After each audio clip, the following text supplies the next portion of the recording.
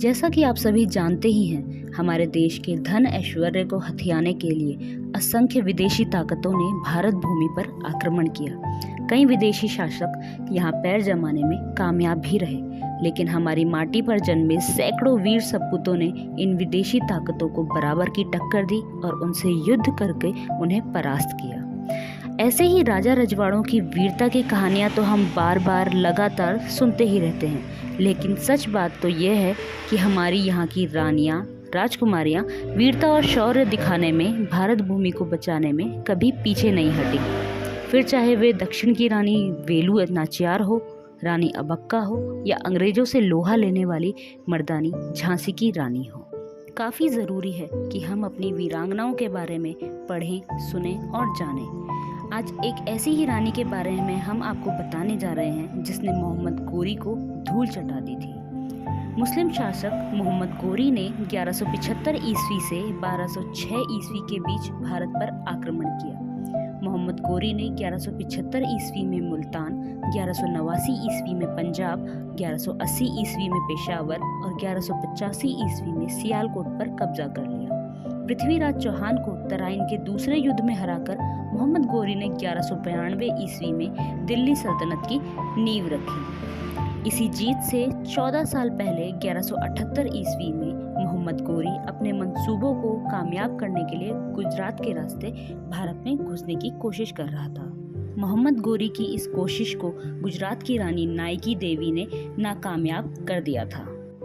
रानी Nike देवी कदंब शासक महामंडलेश्वर परमादी की पुत्री थीं। अस्त्र शस्त्र चलाना, घुड़सवारी करना, तीरंदाजी करना और युद्ध कौशल में नायकी देवी निपुण थीं। उनका विवाह गुजरात के सोलंकी राजा, जिन्हें चालुक्य भी कहा जाता है, राजा अजयपाल से हुआ। राजा अजयपाल ज़्यादा समय तक राज नहीं कर पाए और राजा की गद्दी पर बैठने के 4 साल बाद उनकी मृत्यु हो गई। नायकी देवी और राजा अजयपाल के पुत्र मूलराज द्वितीय गद्दी पर बैठाए गए और रानी नायकी देवी ने राजमाता के रूप में राज्य का कारभार संभाला। वहीं दूसरी तरफ मोहम्मद गोरी के निशाने पर था गुजरात का अहिलवाड़ पाटन। अहिलवाड़ पाटन चालुक्य वंश की राजधानी थी। मोहम्मद गोरी ने रानी नायकी देवी के राज्य पर सीधा आक्रमण ना करके अपने एक दूत के जरिए संदेश भिजवाया कि रानी और उसके बच्चे के साथ साथ राज्य की सभी महिलाओं और कन्याओं को धन दौलत समेत उसे सौंप दिया जाए, नहीं तो सभी को मौत के घाट उतार दिया जाएगा। जब मोहम्मद गोरी का दूत संदेश लेकर रानी नायकी देवी के दरबार में पहुंचा तो रानी ने संदेश पढ़कर उसका जवाब देते हुए मोहम्मद गोरी को लिखा कि हमें आपकी सभी शर्तें मंजूर हैं। रानी नायकी देवी के इस फैसले ने राज्य के सभी मंत्रियों को संशय में डाल दिया। तभी रानी ने उन्हें समझाया कि यह उसकी एक चाल है मोहम्मद गोरी को परास्त करने के लिए।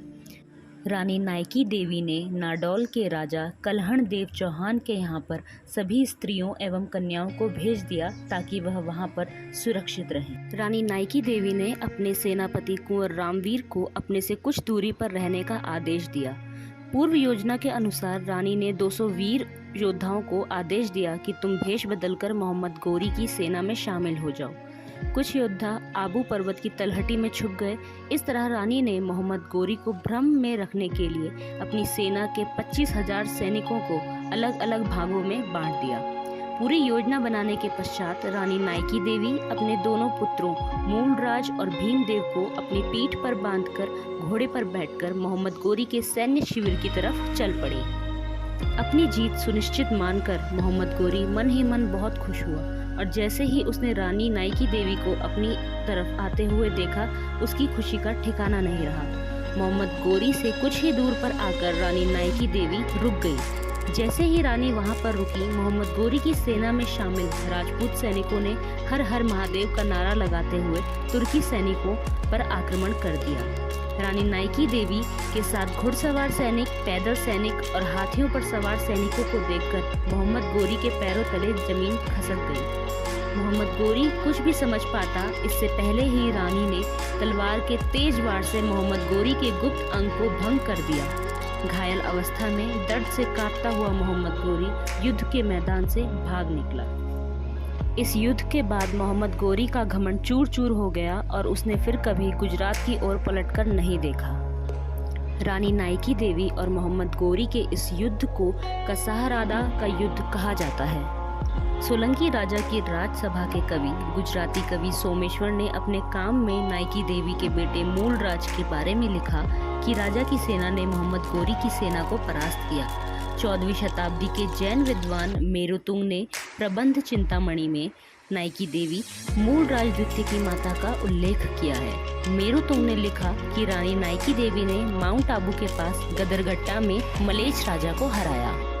मोहम्मद गोरी की हार का जिक्र 13वीं शताब्दी के फारसी लेखक मिन्हाज उस सिराज के लेखकों में भी मिलता है।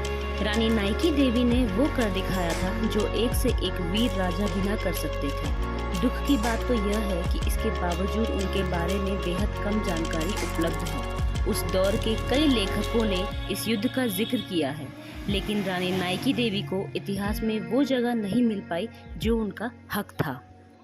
अगर आपको ये वीडियो अच्छी लगी हो तो इसे लाइक कीजिए और ऐसे ही जानकारी भरी वीडियो पाने के लिए हमारे चैनल को सब्सक्राइब कीजिए। धन्यवाद।